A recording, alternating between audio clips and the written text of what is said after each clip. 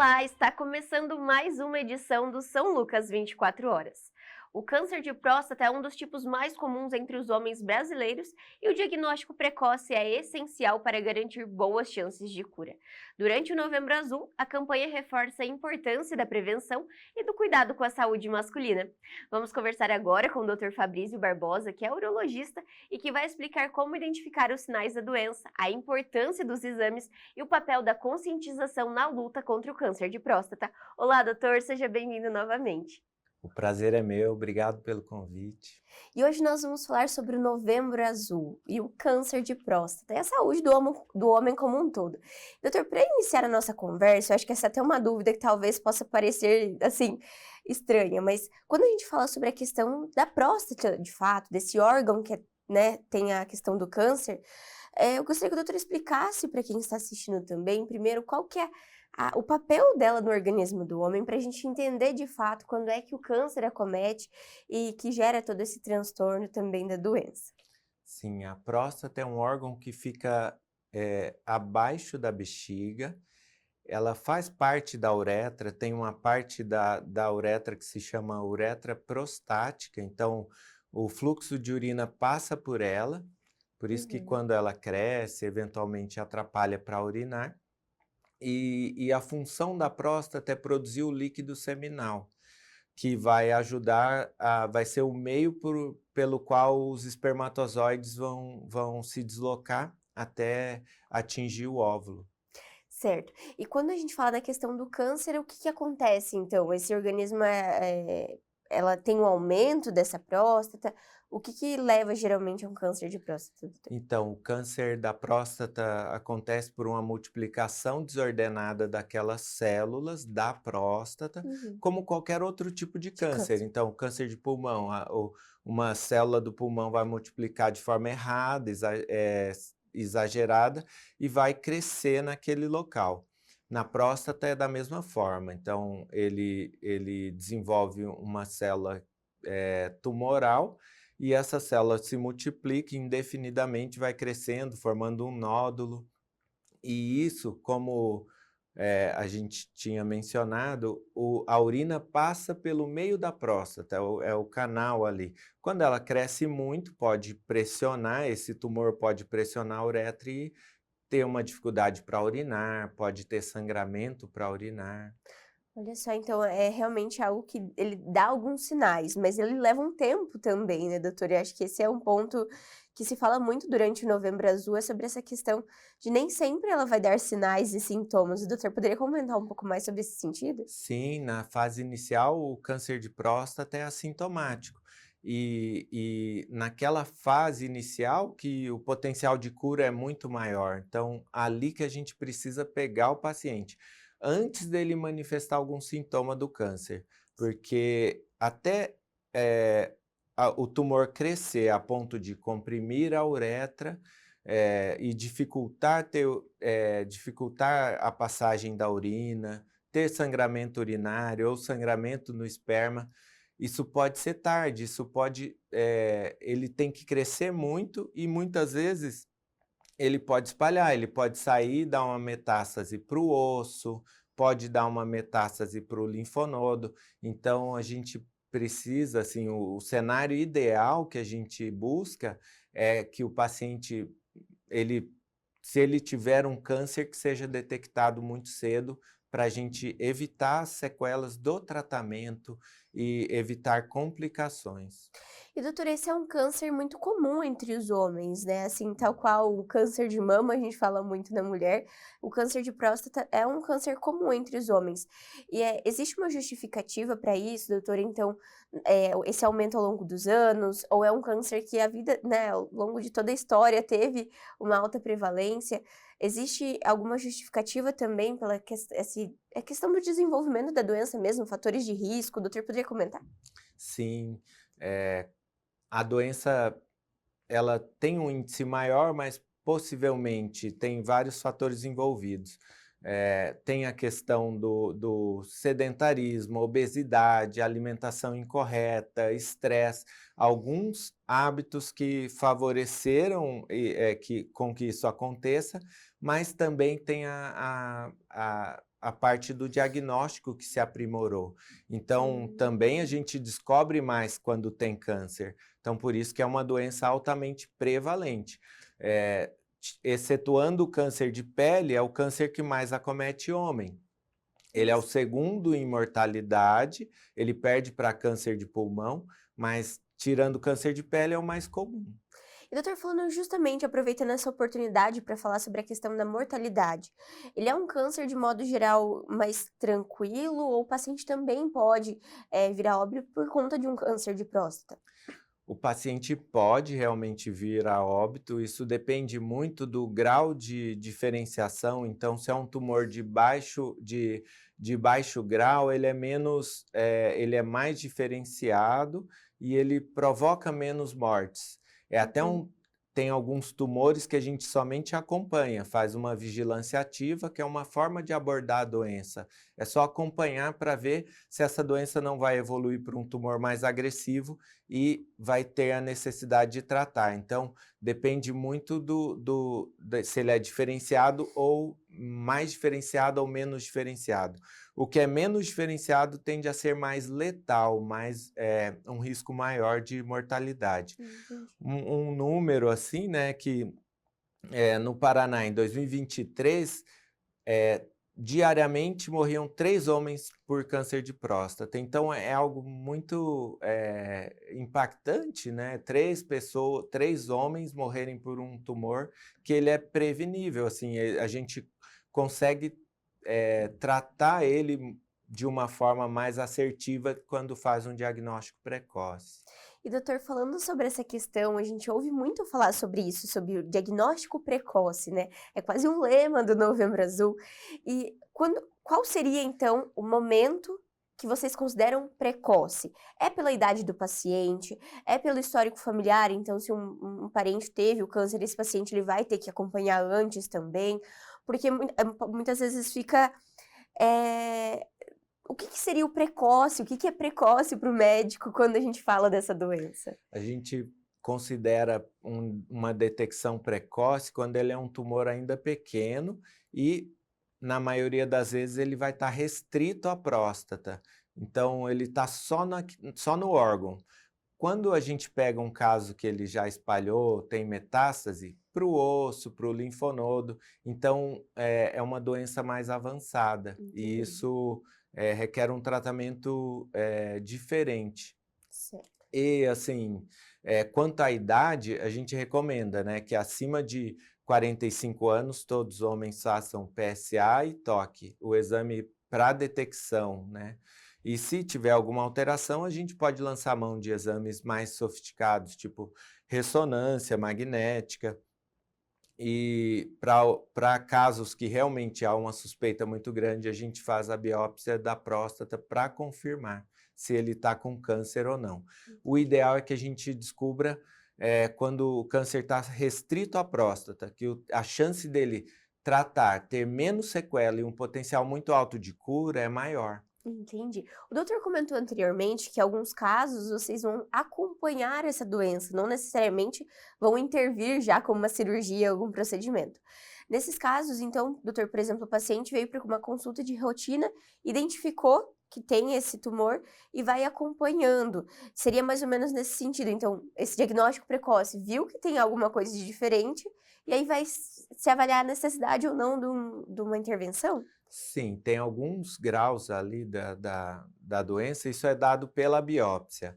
Um Gleason 6, que é um score, um númerozinho que a gente tem lá na biópsia.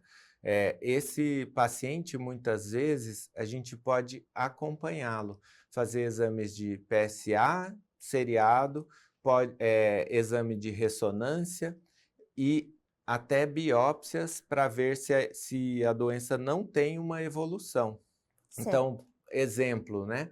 Um paciente que ainda não tem filho. A próstata é importante também, porque ela produz o líquido seminal e na cirurgia ou na radioterapia a gente pode atingir a próstata e vesícula seminal e ele vai perder a capacidade de fertilidade. Então, ele tem uma doença que é restrita, bem pequenininha e de certa forma, não tão agressiva. A gente pode propor para o paciente fazer uma vigilância. ele pode ter filhos, isso é uma história comum, assim, já alguns pacientes aconteceram isso. Ele vai, resolve a parte reprodutiva dele, tem filhos e depois faz um tratamento, se houver necessidade, se a gente evidenciar que aquela doença piorou. Entendi. E falando sobre essa questão de tempo também, eu acho que é uma dúvida que eu gostaria de levantar com o doutor. É uma doença que ela demora um tempo para se desenvolver, doutor? Ou a partir do momento em que foi detectado no começo, ela evolui mais rápido? Ou depende de cada paciente também? Depende de cada paciente. Entendi. Assim, estatisticamente, a média, depois que descobre um câncer de próstata, sem fazer tratamento nenhum, ele vai morrer depois de 13 anos, o paciente. Olha só. Mas vai, assim, vai ter Perdendo a qualidade metástase, de vida, vai né? perdendo qualidade de De vida. vida. Ele falece com sofrimento, Entendi. porque vai para o osso, dá metástase óssea, vai para linfonodo, para as ínguas que tem no abdômen, então vai sangrar a urina. É, demora para falecer, porque não é uma doença muito agressiva, assim, Entendi.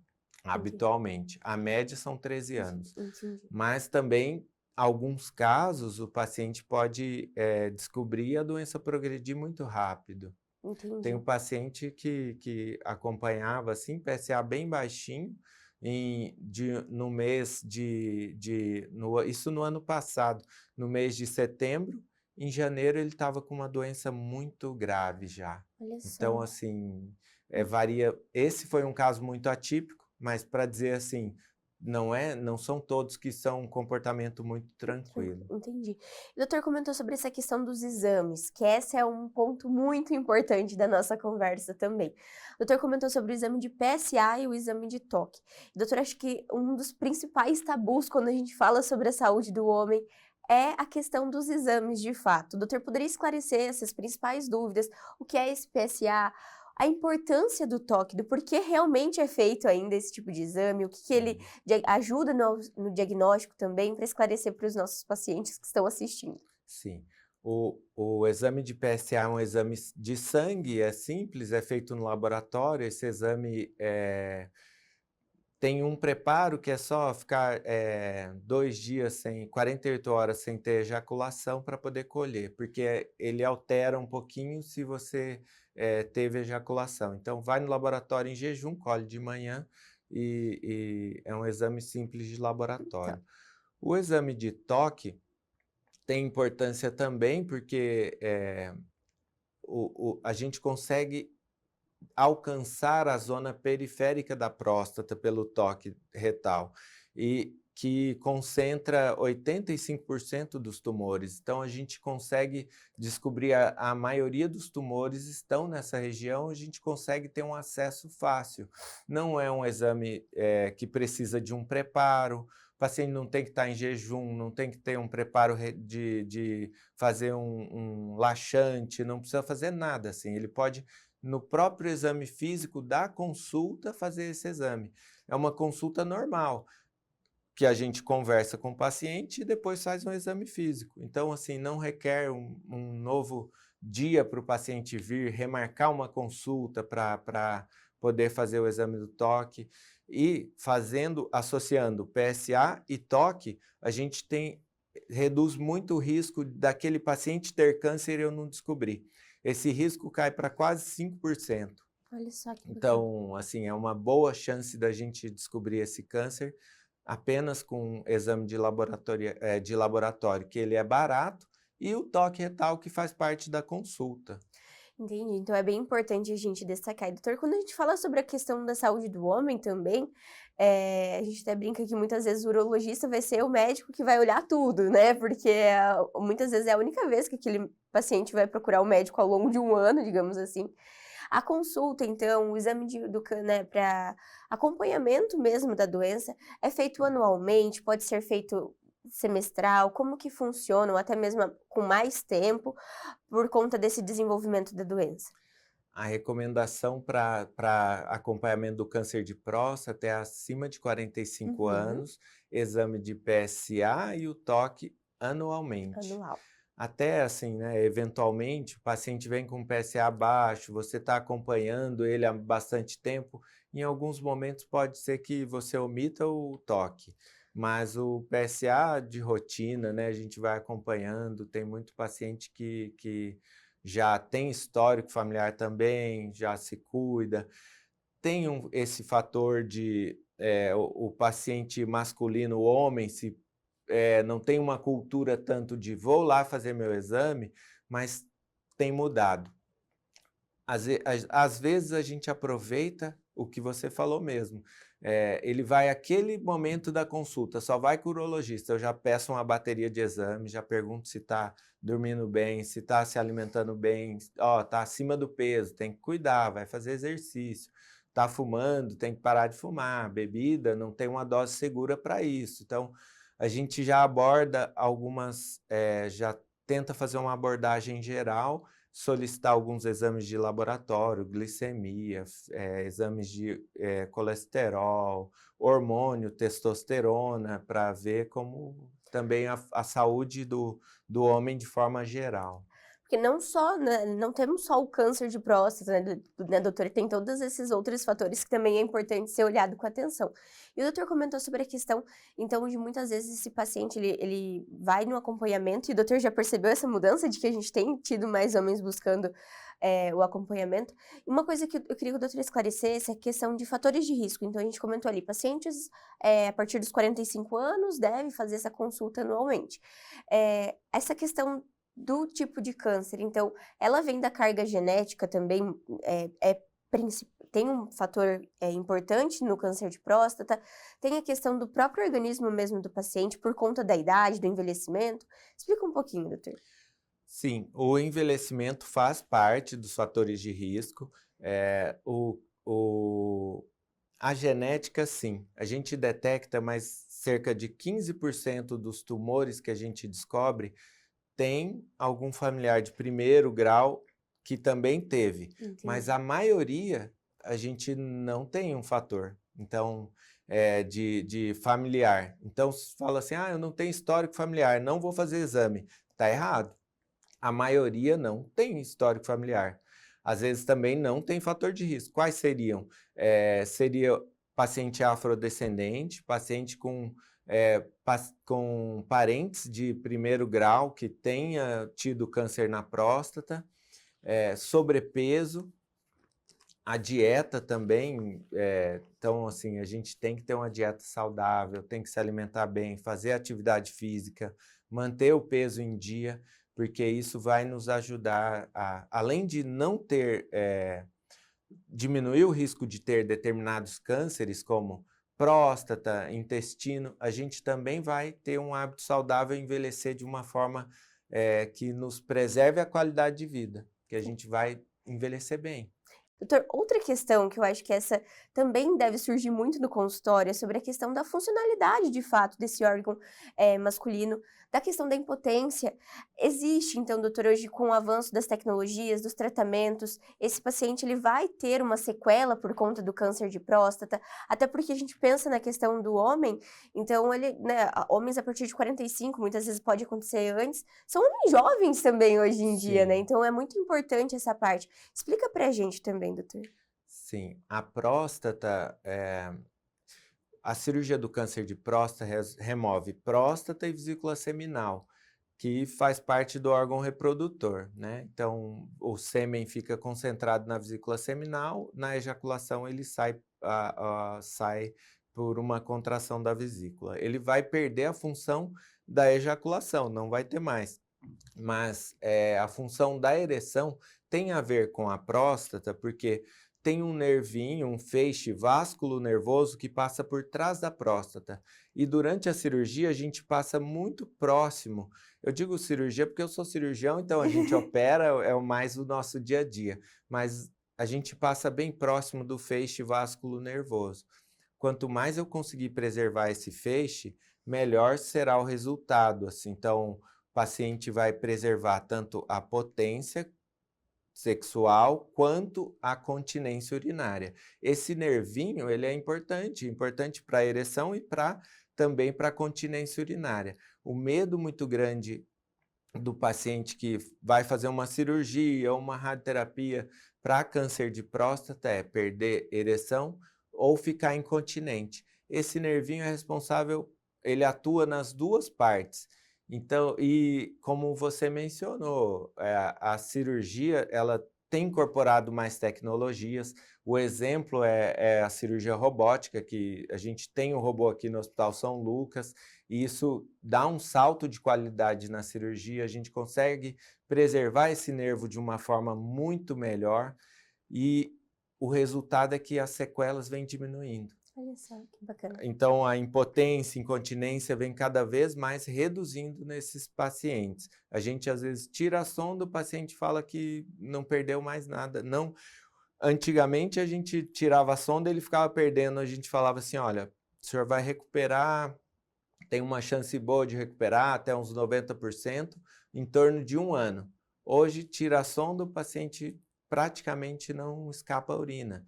E ereção também é preservada. Então, é claro que se eu considerar um paciente mais idoso, que já tem um problema de ereção, que é diabético, hipertenso, fuma, ele tem um risco maior de ficar impotente. Ele já usa um remédio para ereção, então ele já vem com a função sexual pior. Mas se é um jovem, ele tem tudo para não sofrer sequela nenhuma. E doutor, falando sobre a questão, todo paciente que faz a cirurgia, ele vai precisar da radioterapia?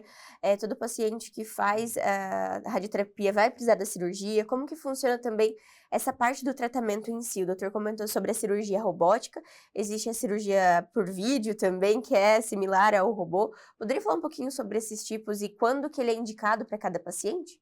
Sim, então, a cirurgia, quando eu vou buscar um tratamento, né, que não é aquele paciente que eu vou fazer vigilância, eu vou tratar, a gente opta por cirurgia ou radioterapia com função curativa ainda. A gente acaba optando principalmente por cirurgia como um primeiro momento, porque a gente deixa ainda a radioterapia como um segundo plano de tratamento curativo.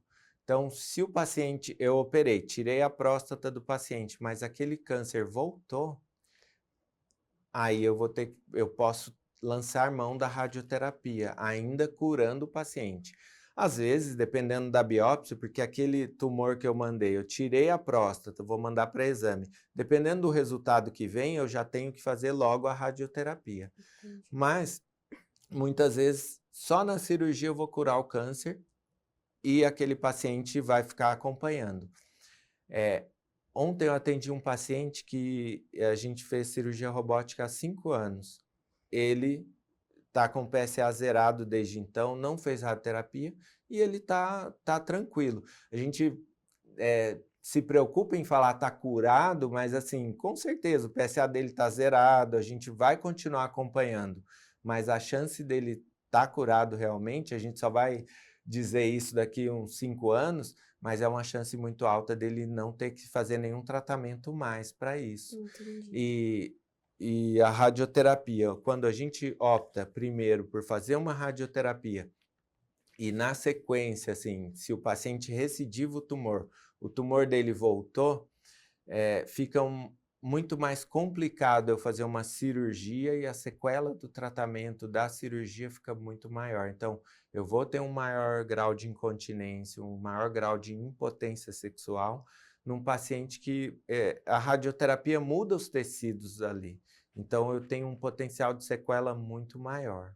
Até essa questão da fertilidade mesmo, que a doutora havia comentado, né? Então, ela também afeta, se acaso o paciente não fez a cirurgia, também afeta. Ela vai afetar, porque ela vai atingir próstata, então, de certa forma, talvez demore um pouco mais do que a cirurgia, porque a cirurgia é imediata, operou, já vai descobrir se teve alguma sequela ou não, mas a radioterapia às vezes leva, por exemplo, 36 meses para a pessoa ter impotência sexual.